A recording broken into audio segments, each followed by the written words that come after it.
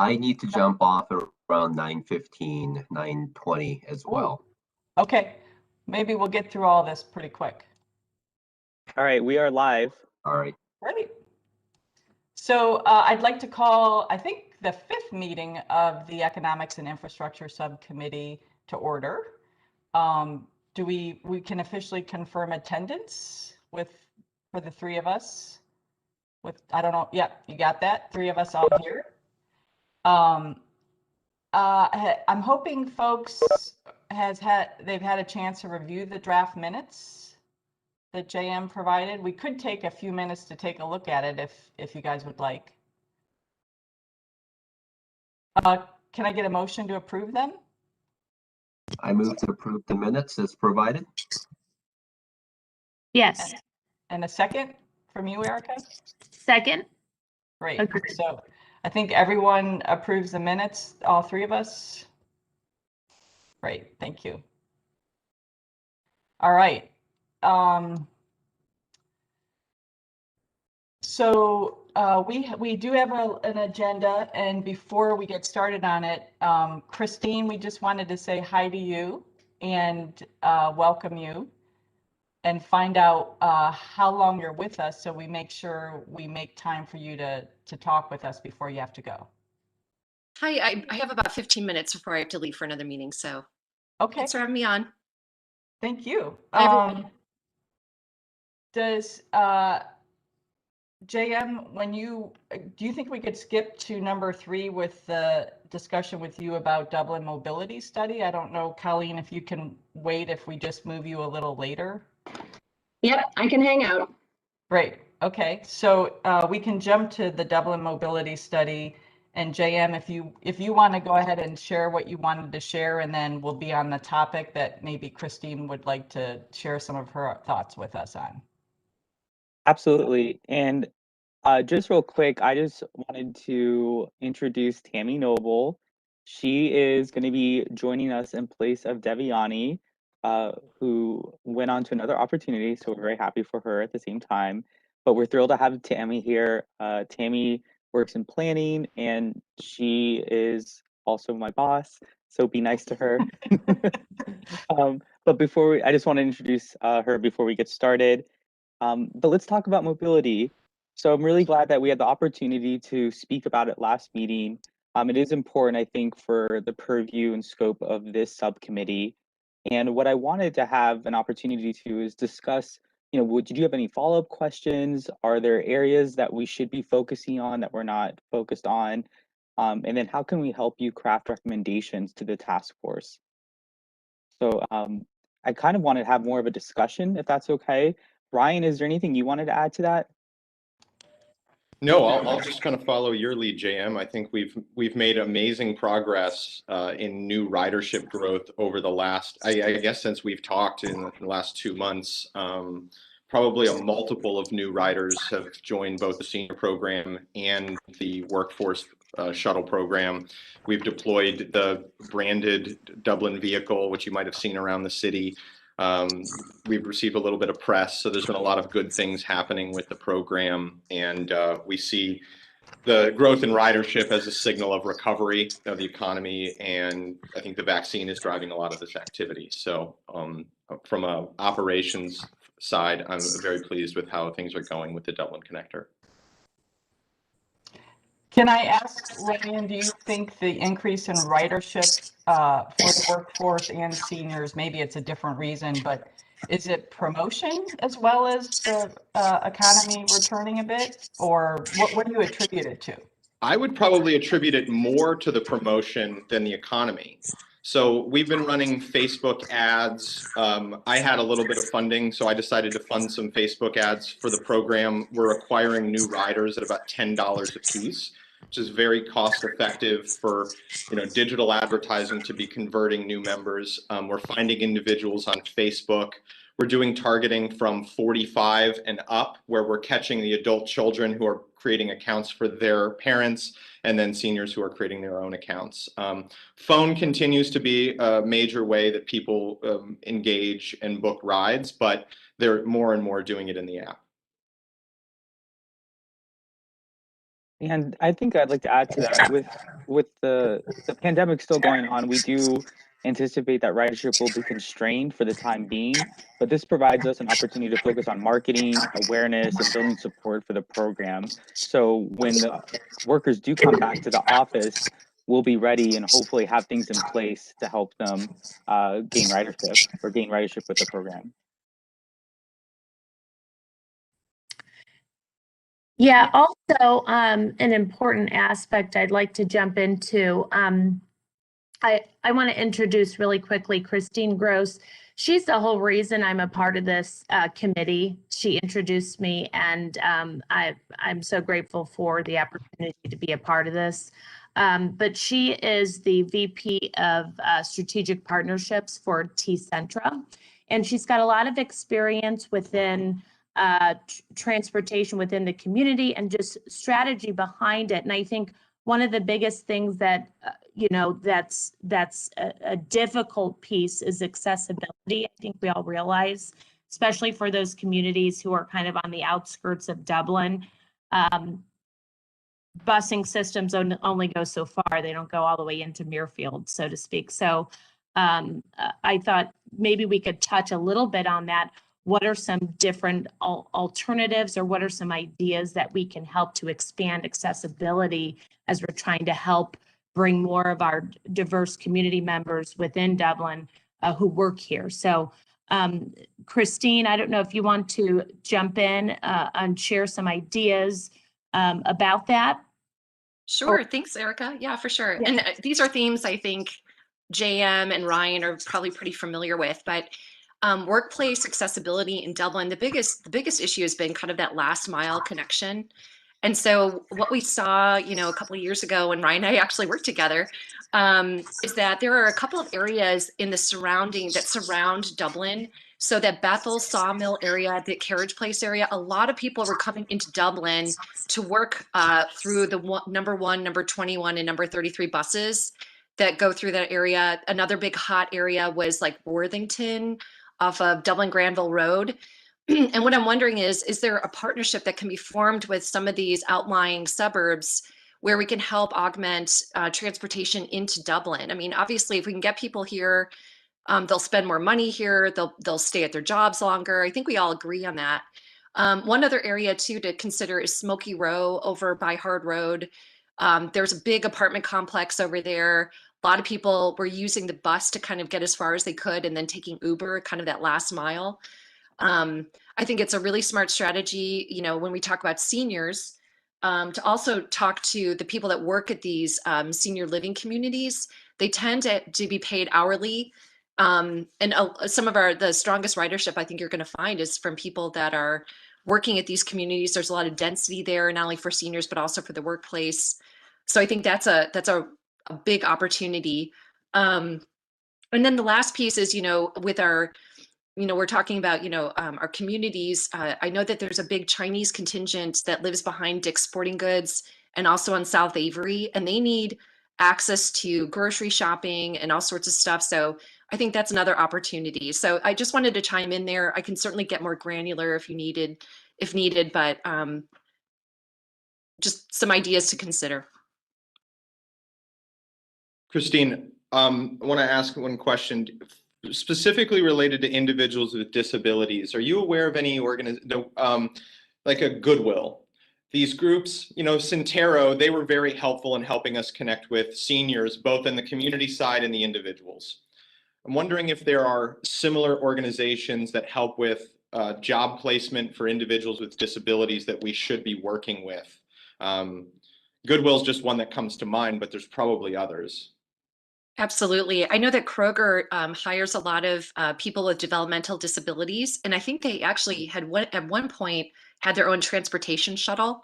I don't know if that's still going at the moment, but I think that they would be a potential sponsor and or financial contributor to this program, because their students, even the kids that are in the PATHS program, which is the Dublin City Schools Developmentally Disabled program, it helps kind of transition them into adulthood. I know that a lot of the kids there get placed as checkout, baggers at at grocery stores, and a big component of them kind of meeting the requirements to becoming kind of a self-sufficient adult is to learn how to take public transportation. So that makes a whole lot of sense on a lot of areas there. In terms of other organizations, I can't think of any off the top of my head, but I think that's another area that could be very, very helpful for you.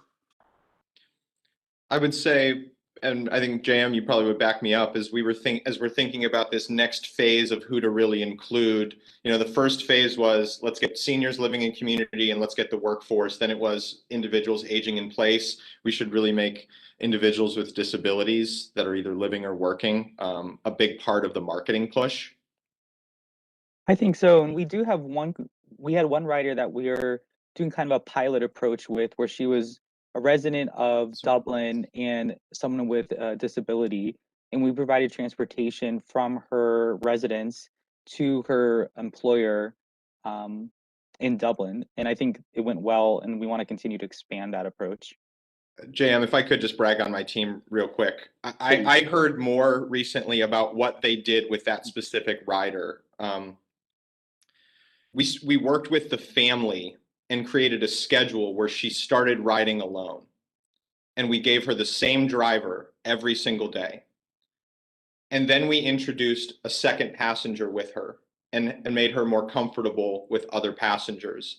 Then we introduced a new driver and made her comfortable with switching out drivers. And now she's a daily regular user. And so that education part of what we do, I think, is very important. I mean, I'm learning how to ride the bus better, and it's not easy.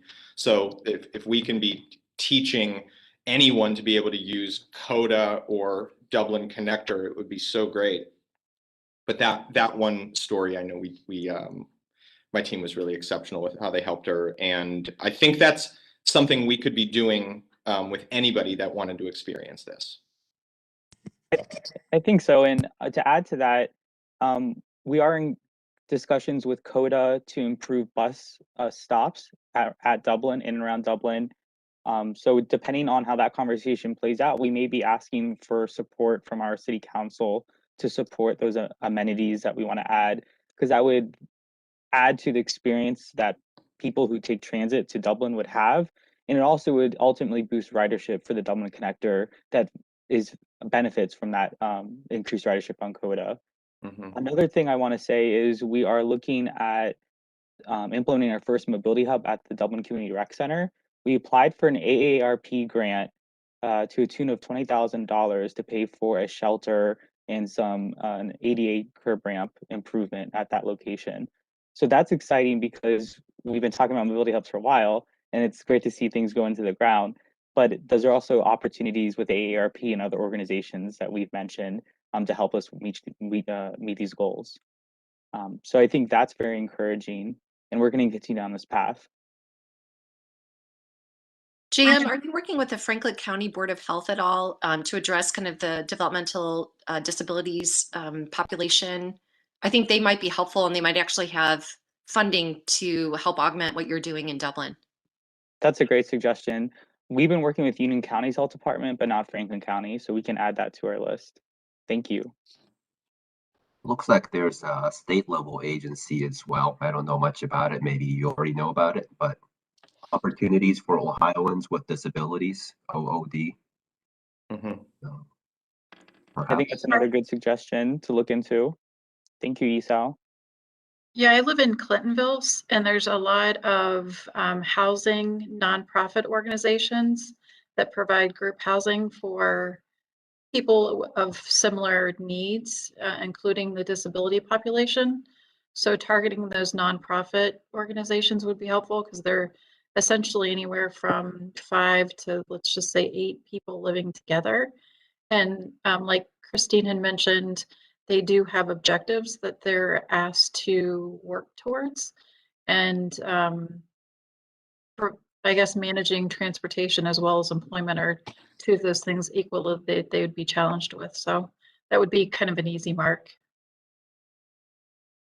Ryan, can I show off your dashboard that you put together for the city? Go for it. I think it'd be helpful just to show that to the members to let you know that we are tracking this information. If there's other areas that we should be looking at, please feel free to suggest them. So I'm going to share my screen right now. Can you see the dashboard? Yes, we can. Christine, do you still have a few more minutes, or are you going to leave us shortly? Actually, I have to go. So nice to meet Okay. all of you. Good luck with everything. Just let me know if you have any questions or suggestions. Happy to help. We thank you, and can we share the draft of our mobility and transportation suggestions and ask you to take a look at it and add some stuff if you want? Yeah, absolutely. I'd be happy to. Okay, thank you. Thanks. Thank you so Thank you, much, Christine. Chris. You bet. See ya. Bye-bye. Bye. Well, thanks for this opportunity just for a few minutes to go through the dashboard. With Cher's help, we're able to put this together to help inform staff of how the program is going and to see if we want to track data to help inform other investments in microtransit and mobility overall. There are about 24 data points that we track, and Cher provides this information in this dashboard. So we have rider satisfaction, we have registered riders, the average driver safety score, average cost per ride, and these are the big ones. And then we look at performance. So as you can look at these graphs, you can kind of tell where the pandemic left its mark. Particularly here, when we look at the number of rides, the routes probably still the same. And correct me if I'm wrong, Ryan, but this probably reflects some of the delivery services that we operated. Yeah. But we track number of riders, new app users, unique riders, the total amount of rides that we provided or total riders, about how many passengers per vehicles, how much CO2 that we're saving from polluting into the air, about how long the trips are, how many single occupancy vehicle miles we saved. So think of people commuting by themselves and getting that congestion off of the roadways. And so we have a heat map of where the destinations are, and we can also have the opportunity to look at the actual numbers and how that translates. We're looking at each day, we can see how many riders there were, which is pretty informative. We look at vacancy rates to see, particularly with what economic development and Colleen might be interested in. They're looking at these numbers from a different perspective, and we're looking at these numbers to see if there's any correlation with how the service is running. But that may be difficult in these times with other things going on in the pandemic. But it's interesting to track nonetheless. We have a goal of shifting a certain amount of workforce riders or members of the workforce to ride the service. So we're tracking how we're meeting that goal, about the estimated daily parking reduction. And so it's very helpful to have this kind of snapshot. If there's anything that calls out to you or you think that we're missing, please feel free to share your thoughts.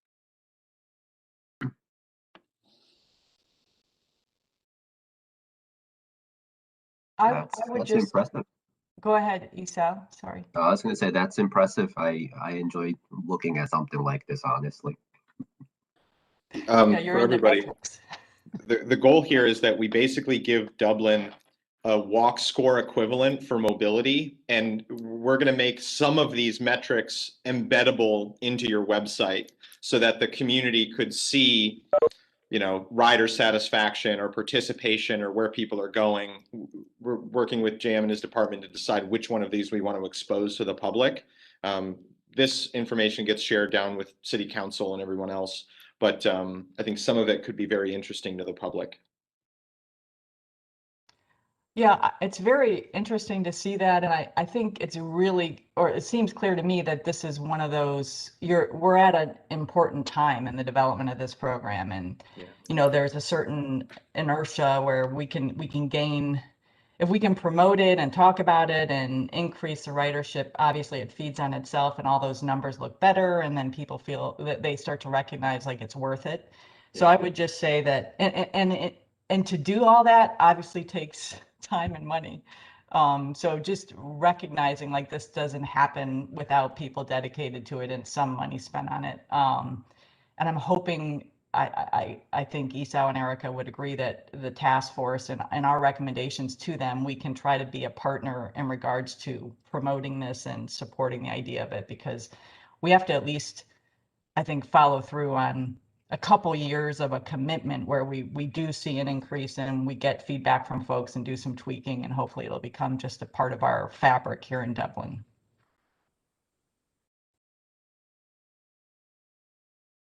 Great. Well, happy to ask any more questions. If not, we can always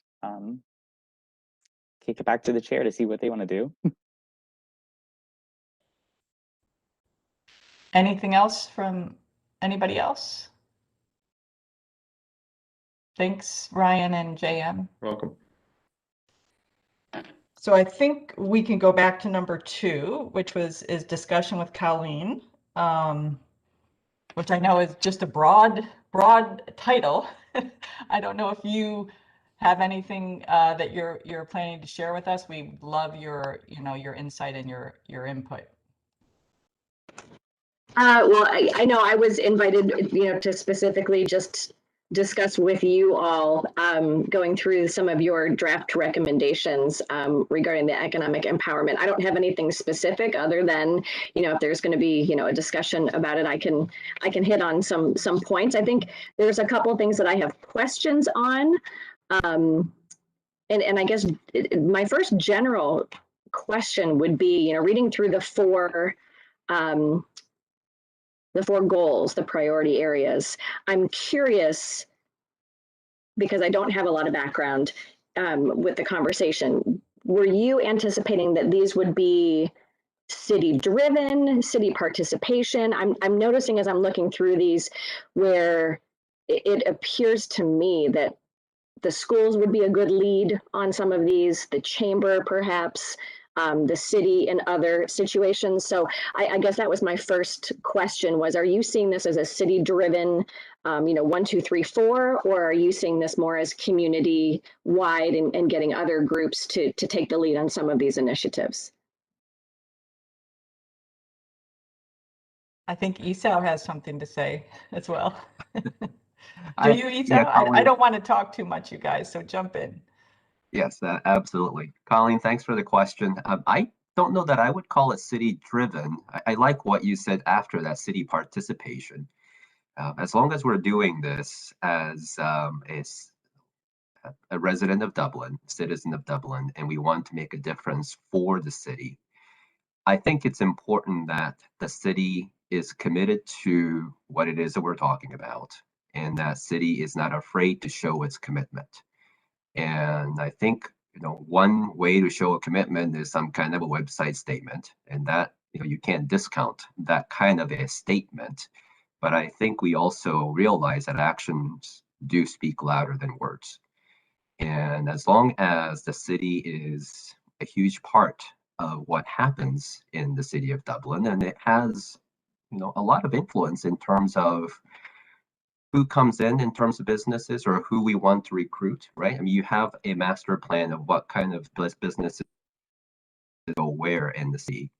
I think it makes sense that you, as a city, when I say you now, the city organization is committed to doing things in a way that is supportive of DEI efforts. But by no means are we saying that the city needs to be the only organization that drags everybody along. It takes every party, including schools, including commitments from employers, including commitments from every single resident, hopefully, to make this happen. But I think certainly what city does has an outsized impact, I believe, in the speed and effectiveness with which this happens.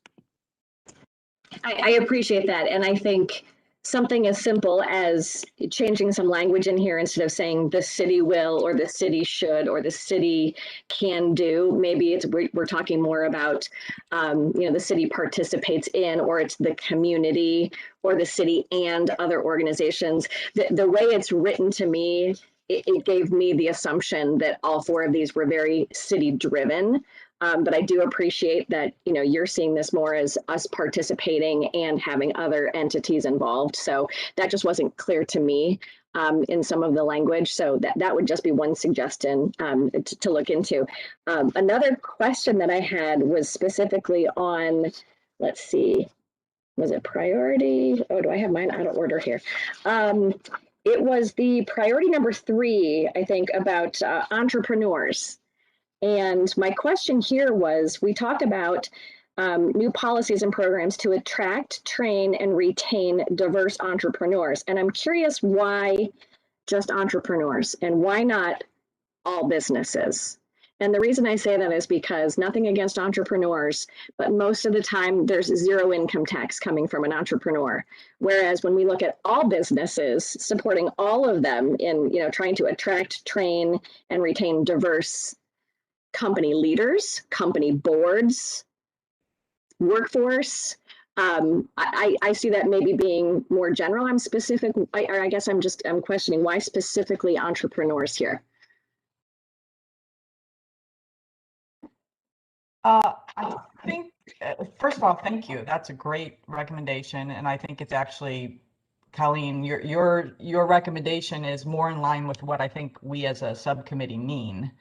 But I believe it, from my perspective, it was just like thinking about DEC and the fact that there was already, you know, a Dublin-based effort to focus on entrepreneurs. We didn't want to leave that out, but it probably does appear to be like, sort of using Esau's phrase, entrepreneurs seem to be like an outsized focus for among our priorities, and I don't think that's what we meant. I don't know, Esau and Erica, if you wanted to add something. I definitely think the presence of DEC and us wanting to not forget about that effort already going on maybe gave it a more prominent spot or impression than maybe we intended. We definitely realize that an already well-established business will bring a much bigger difference, both to the bottom line and to what we're talking about. And to the extent that we're successful with those, I think we definitely should focus much of our energy to that. But I suppose we just wanted to make sure that the DEC efforts were not forgotten. That's how I see it. Absolutely agree, Sal. And I'll just add, just simply thinking about entrepreneurs in the community. We have small businesses here. Are we making sure we are open and catering to a more diverse business owner within the city? Regardless if they're, you know, the margin for, you know, bringing resources to the city is very small, I think we still have to consider that. So from my perspective, it's very delineated between the big businesses. Obviously, that's important, but also we must not turn away from looking at diverse entrepreneurs coming into the city in terms of small business owners. Thank you, Eric. I embarrassed to say I almost forgot about that point. I think when immigrants start businesses, they are small entrepreneurial businesses, and yeah, that was definitely a conversation that we'd love to see City of Dublin be supportive of that type of efforts for people of various backgrounds to start something anew, because at the end of the day, that's what this country stands for. That's great, and I think we have the ability to probably expand that initiative a little bit, and even talk about, you know, not only entrepreneurs and small businesses, but I know, you know, being a female in a very male-dominated industry myself, trying to get more women involved in boards and in company leadership, trying to get you know, more diversity in boards and in company leadership. I think it might be important to state that as well, that we see that as something that's important. I think we should also maybe add something in here about encouraging Dublin businesses, when resources are available, to look into having a coordinator or a director of DEI efforts within companies. I know the Dublin Schools has created that position. Cardinal Health has that position. You see it at a lot of the much larger companies, but I still think that trying to help companies even have that person internally, whether it's a committee of employees or a full-time person, to be focused on those efforts within a company is probably something that's important as well. I think we should encourage that. That's great. Colleen, can I ask you, I like your idea. I think this was the draft, and since we've drafted, I know I have, and I bet the others have also thought of a couple other things. Boards and commissions is definitely something that's relevant. There's a lot of talk about it, obviously, and it's not easy to diversify, but it needs to. So I guess stepping back, I was interested from your perspective in your role with the city, like, what is it about what you and the city and the economic development division can do? How do you see yourself being effective with supporting businesses that do want to value DEI and make differences? When you make the recommendation about boards and commissions, I think that's great. And then the next thought I had was, well, besides Dublin saying they care about this and partnering and doing stuff, what specifically seems to work as far as like a pressure point or a support point?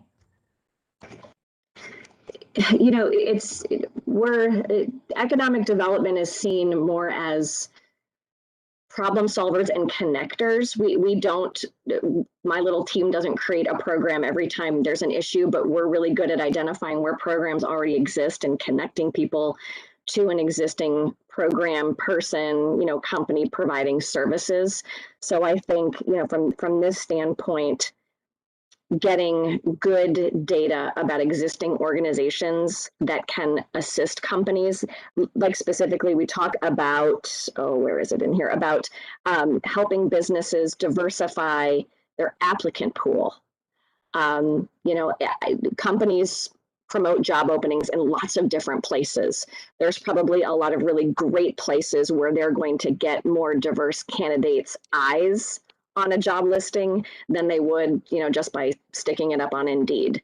I don't know what those resources are, but it sounds like we need to find out what they are and make sure that we're making those resources available to our companies so that they're aware of maybe some smaller niche areas, in different groups where we can post job openings. Like Black Tech is a really great organization that focuses on Black leaders in the technology industry, making sure that they're aware of job openings to make sure that their membership is aware, right? So finding those resources to make sure that our companies know how they can diversify the places that they're looking for people is really important to us. So it's not that we're going to create a job portal ourselves, but we sure as heck can help companies find those resources, and we can be a convener of that. How does that work now, Colleen? So do the businesses, is there a platform that you kind of herd the companies to have access to some of these organizations, or how does that work right now with what your team does or what your group does as a whole? Right now, we don't do it. Companies, they post their job openings wherever they see fit. But I think, again, if we have some sort of resource portal created that's available to our companies, that we can help promote these different areas where they can be tapping into. It's kind of onesie twosie, right? We'll have a company call and say, we're looking for more diverse candidates. Are you aware of organizations that we could reach out to? And in that case, we're solving it for one company, but we don't necessarily have a place where we're, promoting or listing all of those resources for our companies. Gotcha. Okay. That's what I was trying to get to, if there was something historically you guys had been doing beforehand, but it hasn't been really formalized into a broader platform for folks to go to. Gotcha. Right. It's even something as simple as we require contractors to register with the city because we want to ensure that if someone wants to build a deck on their house or a company wants to build an addition, on their headquarters, that they are working with certified licensed contractors. Mm-hmm. But it's just a database of certified licensed contractors that the city says, yes, these people have the right certifications to be on this list.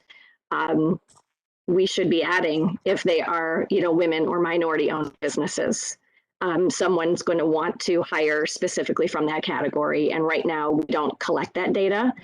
Therefore, we cannot promote that data. So that's something as simple as when these contractors register with the city and get on our verified list, we can ask one or two more questions and be able to promote that list differently to people that are looking for different types of resources. Beautiful. Yeah. Yeah, I Yeah. think Emily might have mentioned that list a while back, and that's totally consistent, Colleen, with what we were envisioning, like the idea of a resource portal, recognizing that you're making connections, you're not creating new things, and basically the idea of the resource portal really is from a perspective of working with folks at Roto and just realizing, doing all our own research, it's like, oh, other people must want the same info. So, it's a natural thing to think that maybe the city would provide those links and the connections and have done some of the research and keep it updated so that businesses that do care would have access to something that would save them quite a bit of time.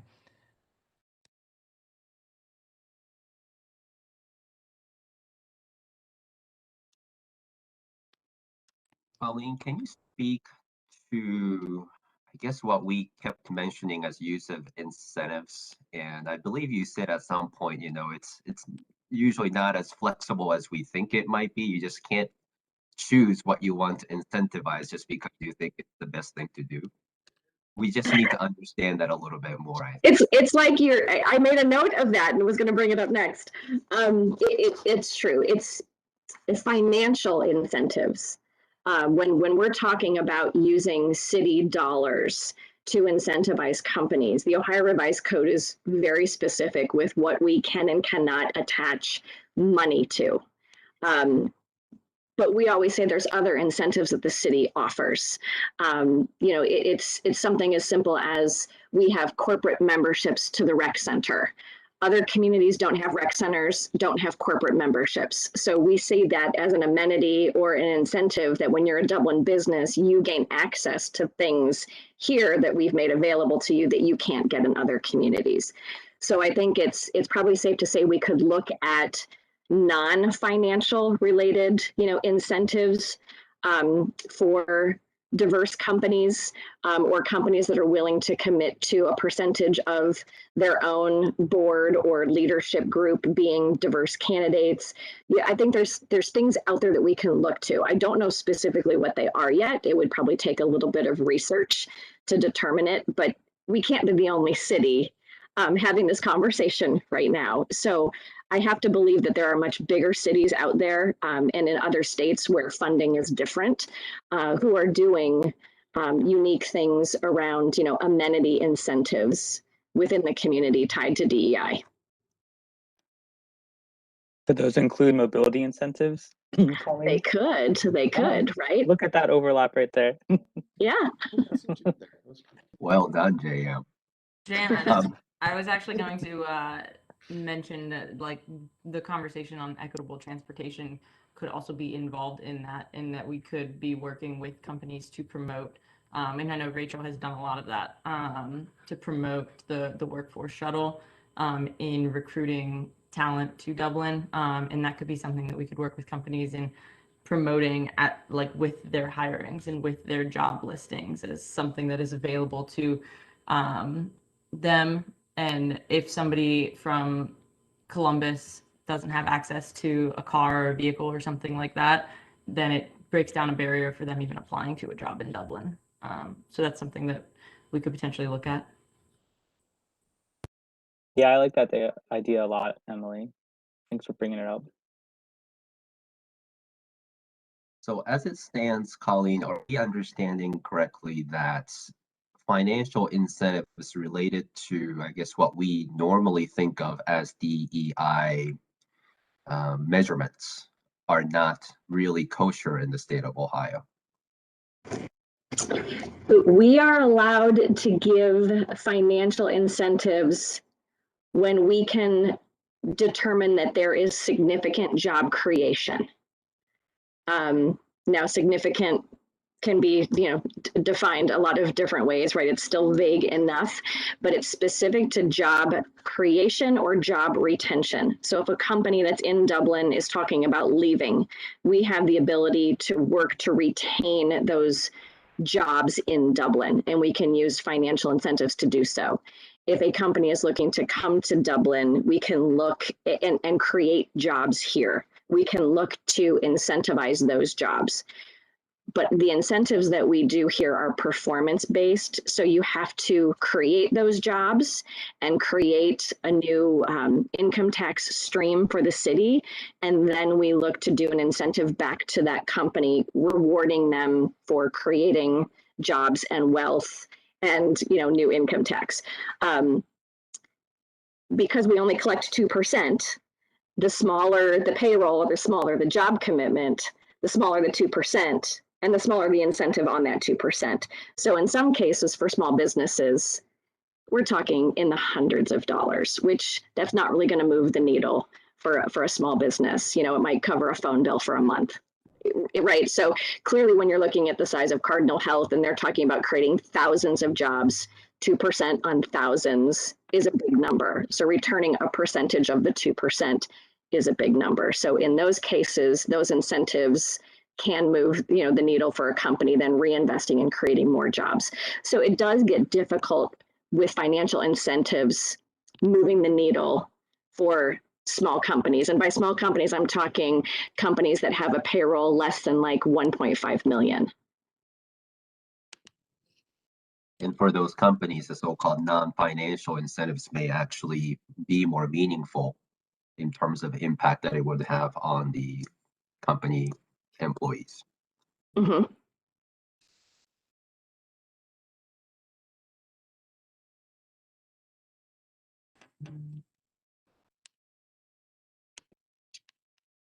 Yeah, so I think there's some opportunity that for us to go out there and try to identify more of those non-financial incentives. Not to say that we couldn't look at some financial incentive around, job creation, but it could be something where we're looking at a percentage of the jobs that are being created. If they are hiring diverse candidates, they potentially could qualify for additional financial incentives if the job creation can be reported to us to show that they're making efforts to hire diverse candidates.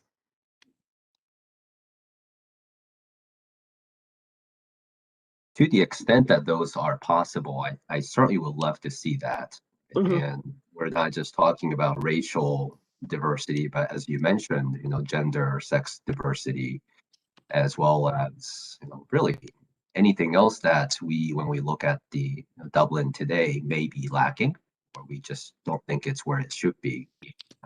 Yeah, so I'd appreciate your thinking maybe outside the box or outside of what you've always done here. Thank you. Yeah, and I think the wage is important too, right? We want to make sure that we're incentivizing livable wages as well. So I know we're always looking at not just the payroll and the number of new jobs, but what's that average salary? Because we don't want to be incentivizing a company for minimum wage jobs. We want to make sure that they're creating good jobs for people.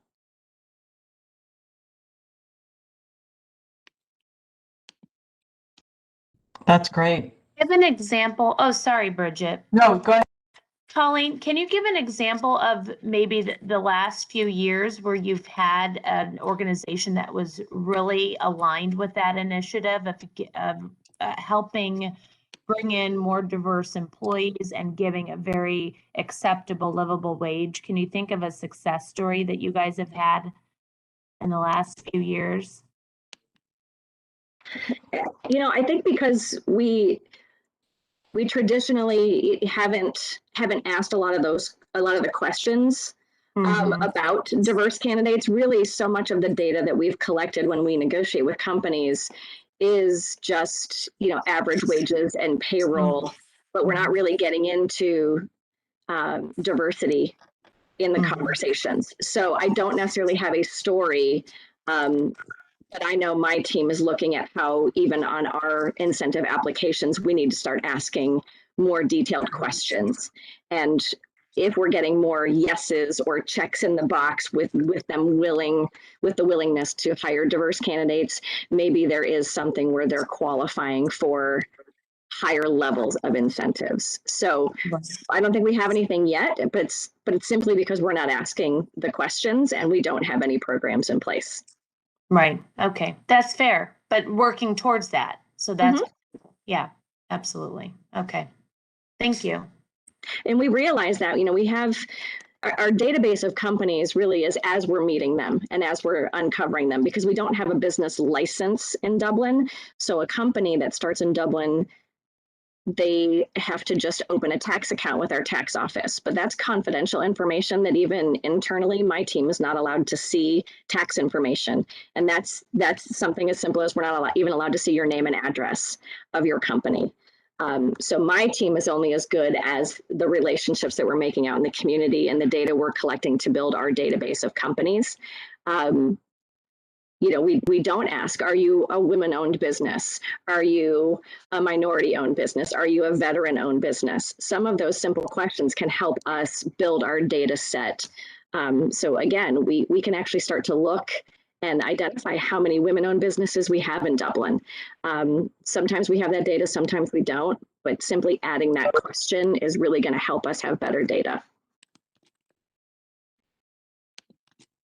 Yeah, I would like to add to that. And speaking of data, we would find value from the mobility perspective to understand where the workforce of these companies live. And that's not something that, that's something we have to do in cooperation and collaboration with these companies to see if they can release at least zip code level information, because that could help us with marketing and proposing the Dublin Connector service to these companies. Another thing is a wish list would be what Emily mentioned earlier, was to have these companies in their HR welcome orientation packets to have the Dublin Connector information there. We've had success scattered throughout the city, but it'd be great if that can be something that's embraced by the businesses.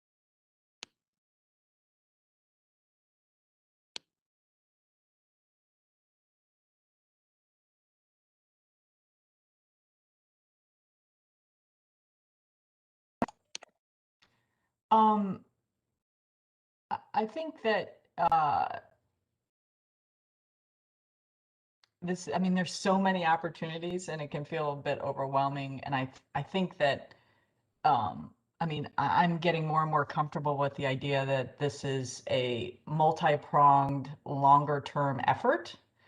And a lot will depend on, what does the Dublin community and the Dublin business community want to do about these things. We're a little bit in a vacuum, especially virtually on these topics. But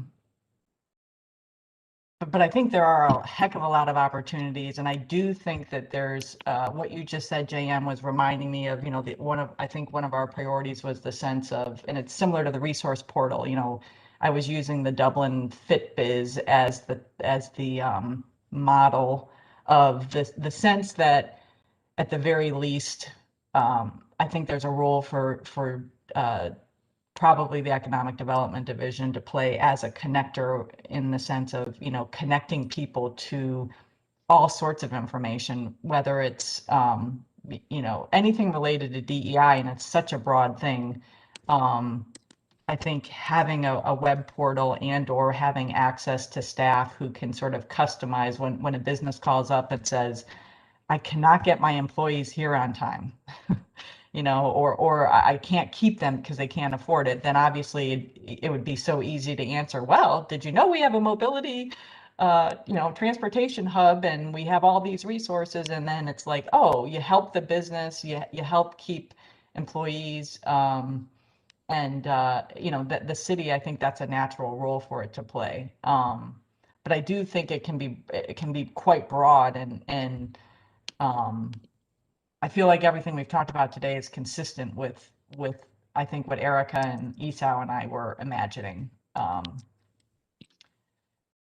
don't know, Colleen, if we've really appreciated your input. Do you have a couple more things that we can type up here? I mean, to follow up on what you just said with mobility, probably 5 years ago, we actually lost a company that had over 100 employees. They were mostly call center jobs, but they said, we love being in Dublin. We own the company and we live in Dublin, but we have had so much turnover because we have 3 shifts and people cannot get to Dublin without a car.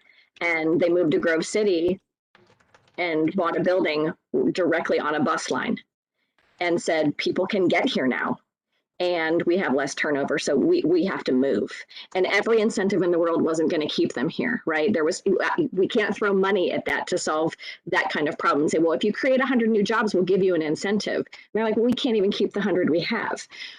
So in that sense, right, looking at mobility as a solution, it's not a financial incentive. It's not the city writing a check, but it's the city finding a partner to help solve a problem. Now, if 5 years ago, that company was like, sorry, we're out of here.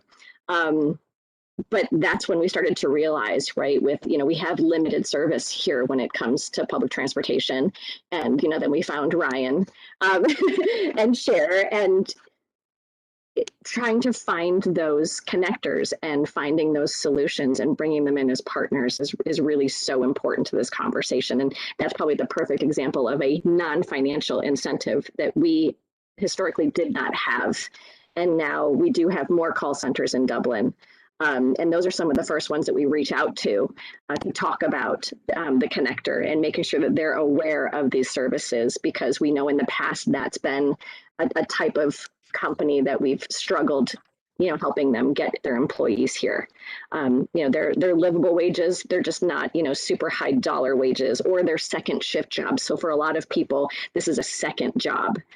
So how do we ensure that they can get here if they don't have reliable transportation of their own?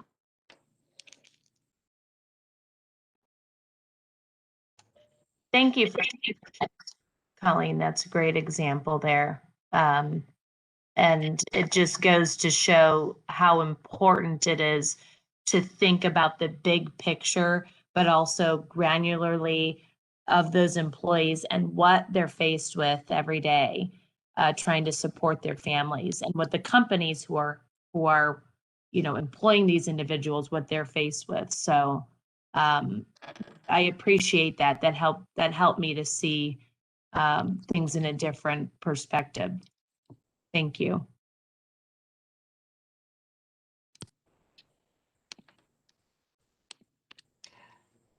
Was there anything else, Colleen, that you wanted to share with us right now?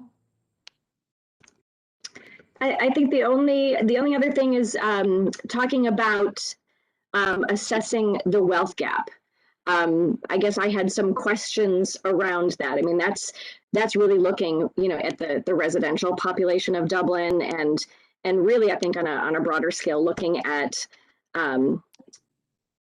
Dublin adjacent is what I call it when we're talking about the school district, right? They might live in another city, but their kids go to Dublin schools, and so many people that have kids in the Dublin schools that might live in a different city. Just by jurisdiction, they still associate as being Dublin, right? People tend to associate their community more with the school district they belong to, not the city boundary. So I think, looking at that wealth gap, it's an interesting idea to understand. We talk, you talk in here about, the different sides of the river and the sentiment that's going on there. I think a lot of that too is broader when it comes to the school district boundary.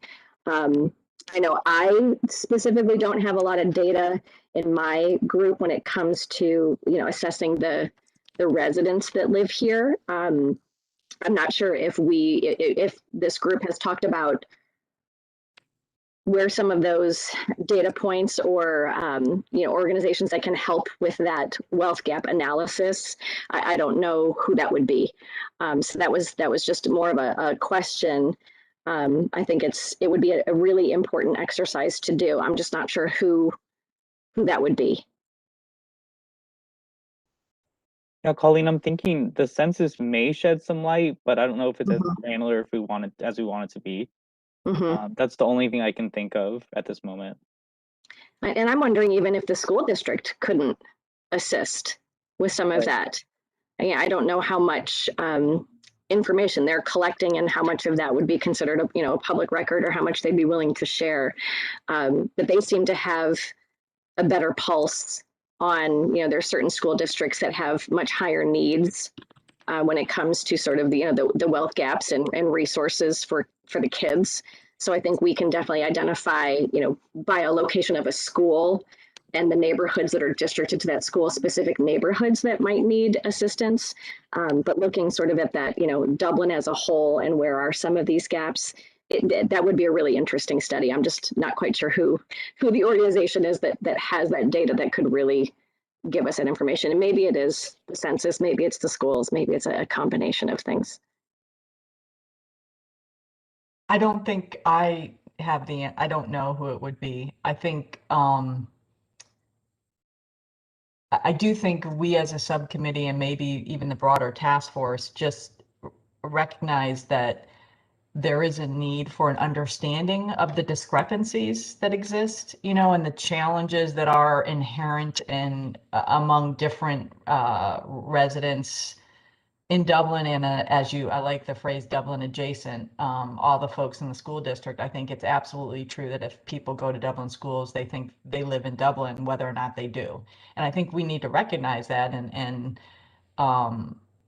but I do think there's presumptions about challenges that exist for folks, and this is an opportunity for us to get maybe a better handle on it by doing the research or taking the extra steps to do some sort of analysis or assessment. But I don't think we have a recommendation about how to get it done.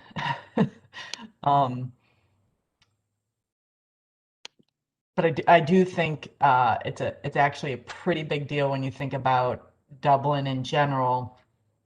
Perception is reality, as they say, and there absolutely is the folks on the other side of the river, so to speak, whether they're in Dublin proper or not. There's just many folks do identify as being part of Dublin, and we, from a DEI perspective and from if there is a goal of wanting to be a welcoming community, there's a way to welcome folks in all sorts of ways, whether or not they're officially a resident, so trying to understand what the challenges are and then maybe identifying some ways in which we can address them or plan ahead to reduce those challenges would be consistent with being a more welcoming community that would probably also be more diverse.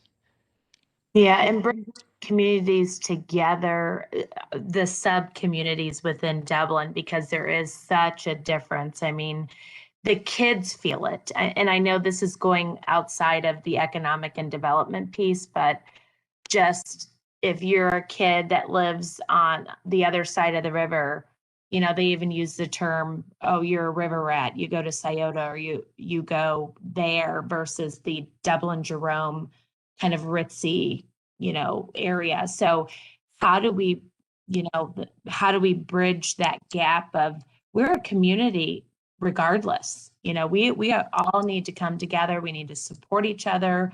We need to rally around each other, learn from each other, our different cultures within Dublin. So I know this is going outside of that, but I think that was another piece to that, Bridget. I remember us talking about, even for transportation, do we have a bus line that takes folks over from Muirfield over to the other side of the river to kind of see what's going on over there and interact and have some kind of event? I don't know. Again, I'm talking out loud here, but there is such a,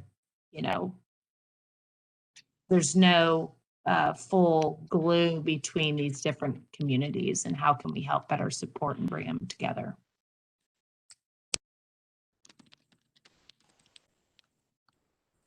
Well, thank you, Colleen, very much for all this input. I've been taking notes, and hopefully whoever's taking minutes, between my cryptic notes and JM's, we can capture much of what you were sharing. if you guys have, I know it's technically an hour. If we have Erica, do you have a few more minutes and we can, I think we're going to jump to item 5, likely agenda items for next meeting. Sure.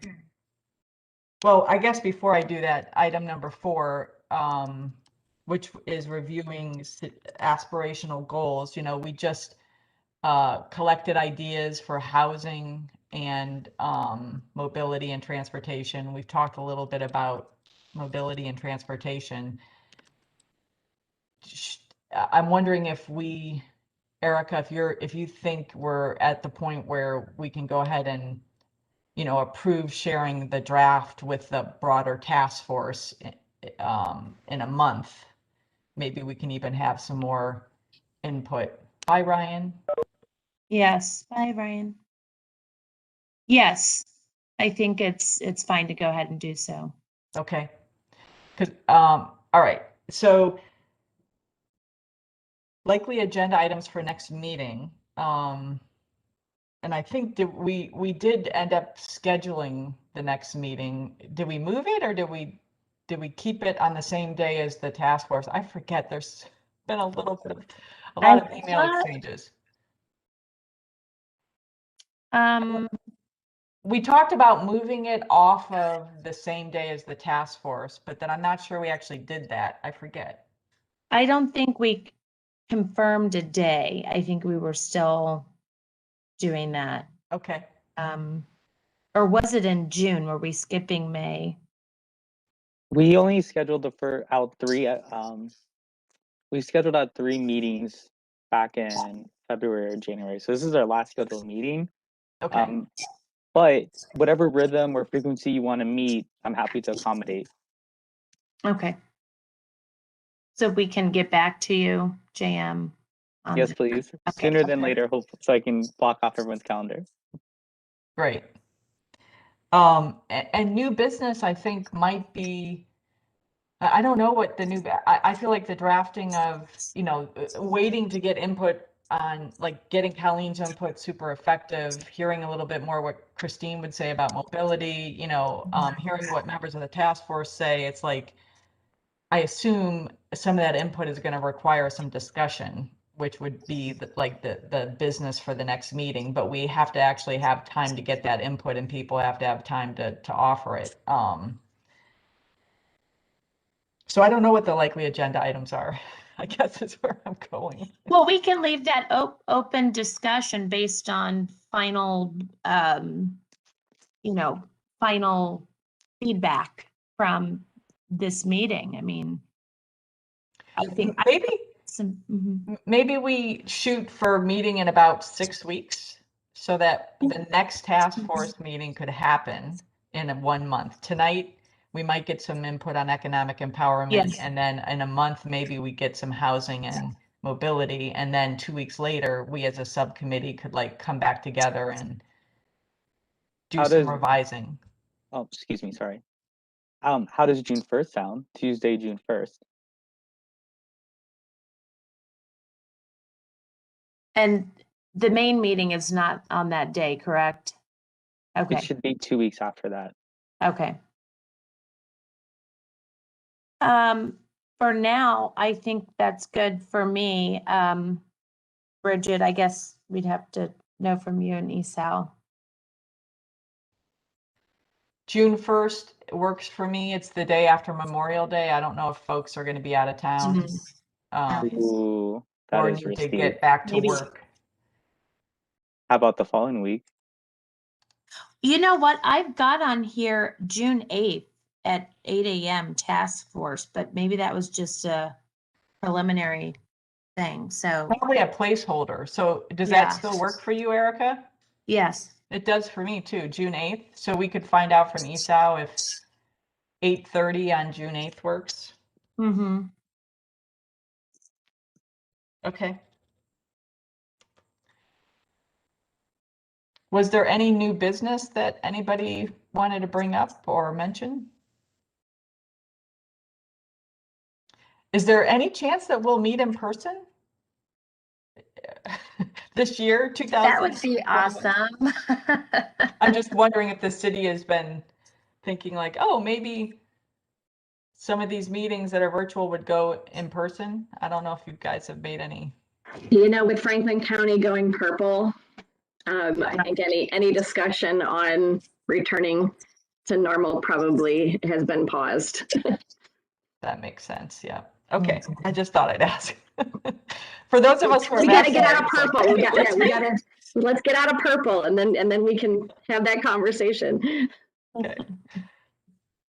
All right. So I guess we're ready to adjourn. Is that true? Great.